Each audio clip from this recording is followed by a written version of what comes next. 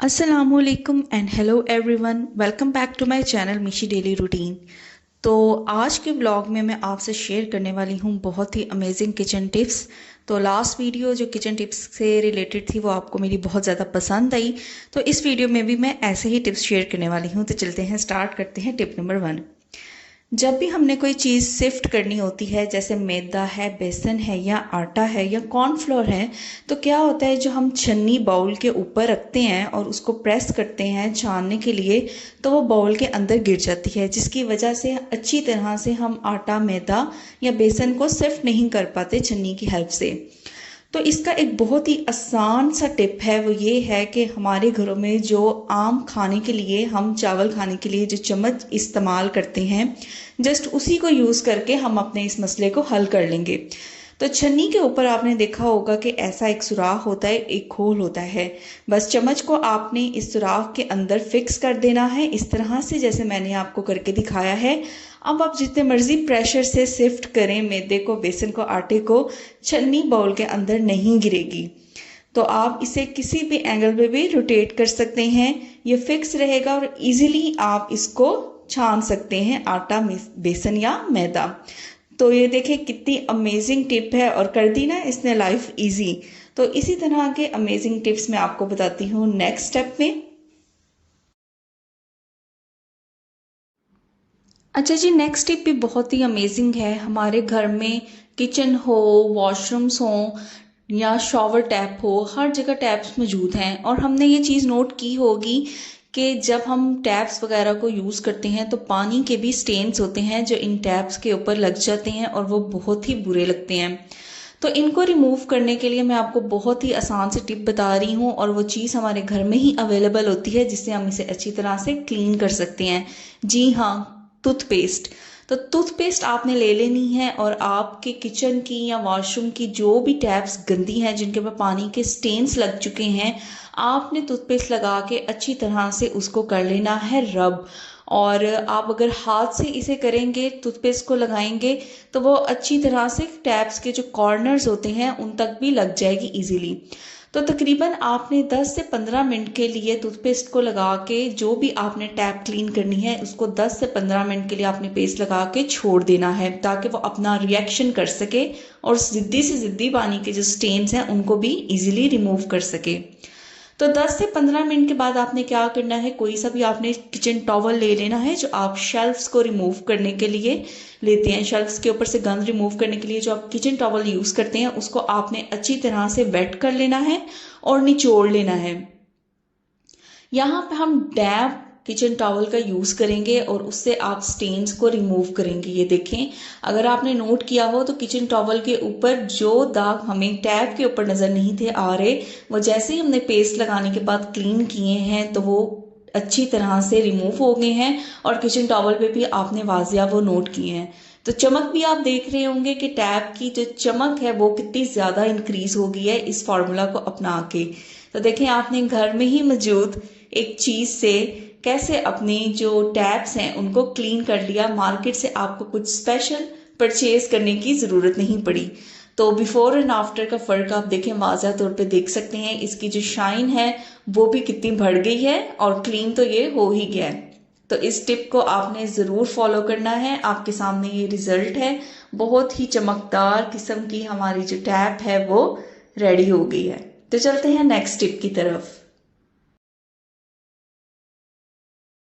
अच्छा जी, next tip जो है वो लहसुन से रिलेटेड है। हमारे घरों में जो खाना बनता है उन इंग्रेडिएंट्स में लहसुन एक लाजमी हिस्सा है, वो आपने यूज़ करना ही करना होता है।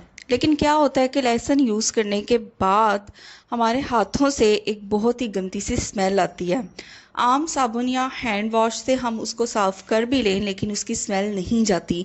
तो इसी मसले को हल करने के लिए मैं आपसे शेयर करने वाली हूँ एक बहुत ही अमेजिंग सी टिप। अगर आप उसको फॉलो करेंगे ना, तो कभी भी लहसुन यूज़ करने के बाद आपके हाथों से पूरा दिन स्मेल नहीं आएगी, क्योंकि साबुन या हैंड वॉश करने के बाद हमारे हाथों से लहसुन की पूरा दिन फिर भी हल्की हल्की सी स्मेल आती रहती है। तो चलिए इस टिप को देख लेते हैं कि वो टिप क्या है जो इस स्मेल को दूर करेगा। अच्छा जी, तो लहसुन की स्मेल को रिमूव करने का जो टिप है वो भी आपको घर में से ही इंग्रेडिएंट्स मिल जाएंगे। मार्केट से कुछ स्पेशल लाने की ज़रूरत नहीं।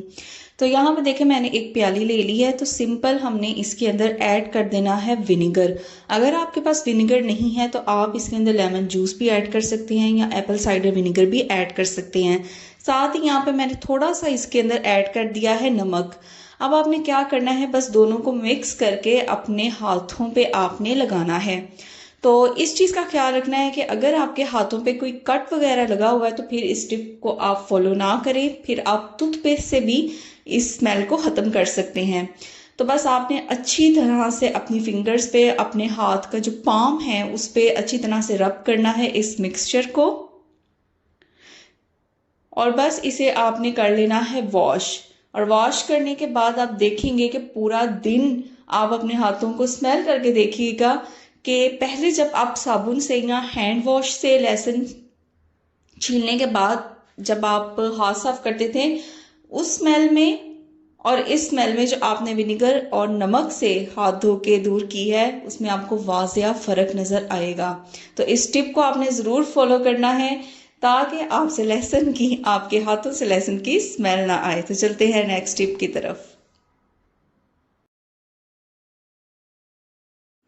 अच्छा जी, स्नैक्स तो हर घर में खाए जाते हैं, जैसे चिप्स है, बिस्किट के पैकेट हैं। तो क्या होता है कि मैंने आपके सामने ये एक सैंपल के तौर पे छोटी डस्टबिन रखी है। जब भी हम स्नैक्स वगैरह फिनिश करते हैं तो उनके रैपर्स को हम जस्ट ऐसे ही फोल्ड करके बिन के अंदर ऐड कर देते हैं। तो आप देख सकते हैं कि जब हम रैपर को ऐसे ही बिन के अंदर डालते हैं तो ये बहुत ज़्यादा जगह कंज्यूम करते हैं। तो इसी टिप को आज मैं आपको बताऊंगी कि किस तरह आप रैपर को ऐसे फोल्ड करें ताकि बिन के अंदर बहुत ज़्यादा ये जगह कंज्यूम ना करें, क्योंकि स्नैकिंग ऑल डे चलती रहती है, बच्चे और बड़े दोनों करते हैं। तो जो डस्टबिन होती है उसके अंदर दूसरी चीज़ों का गंद कम और रैपर्स का ज़्यादा होता है। तो ये देखिए मैं आपके सामने इसको फोल्ड कर रही हूँ। तो जो ओपन, जहां से हम स्नैक को ओपन करते हैं वहां पे हमने इसका जो निचला पोर्शन है वो इसके अंदर घुसाना है, और इसी तरह हमने सेकंड फोल्ड बनाना है। तो आप ध्यान से देखें कि मैं किस तरह से ये फोल्ड बना रही हूं। तो ये सेकंड फोल्ड भी देखें, बिल्कुल इसी तरह से फोल्ड करके पीछे से, तो जहां से ये नेक्स्ट ओपन है वहां पे हमने इसको ऐड कर देना है। और आप देख सकते हैं कि ये रैपर आपके सामने ही है कि कितना छोटा हो गया है अपने एक्चुअल साइज से।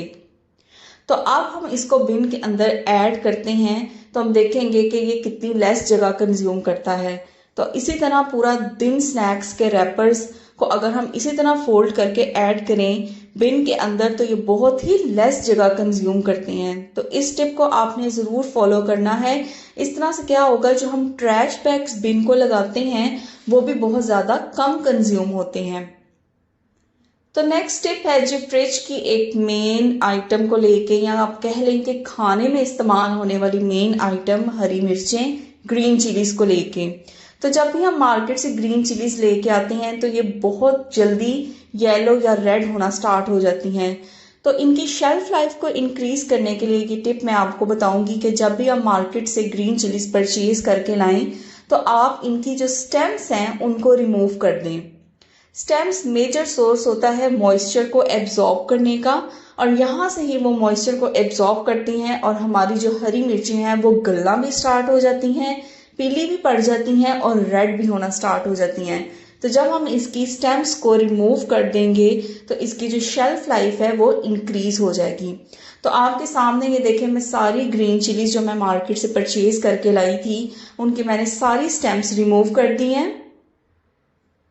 अब इसको स्टोर किस तरह करना है, इसका स्टोरेज भी हम देख लेते हैं। स्टेम्प्स तो हमने रिमूव कर ली, अब इसको हमने स्टोर किस तरह करना है फ्रिज के अंदर ताकि इसकी जो शेल्फ लाइफ है वो मजीद इंक्रीज हो जाए।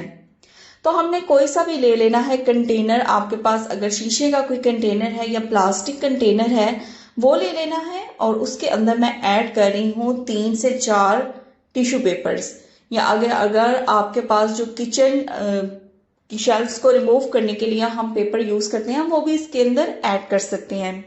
तो बस जिन ग्रीन चिलीज की स्टेम्स हमने रिमूव की थी वो हमने इस टिश्यू पेपर के ऊपर इस तरह से स्प्रेड कर देनी है, और इस चीज का ख्याल रखना है कि इस कंटेनर के ऊपर आपने कोई ढक्कन नहीं लगाना।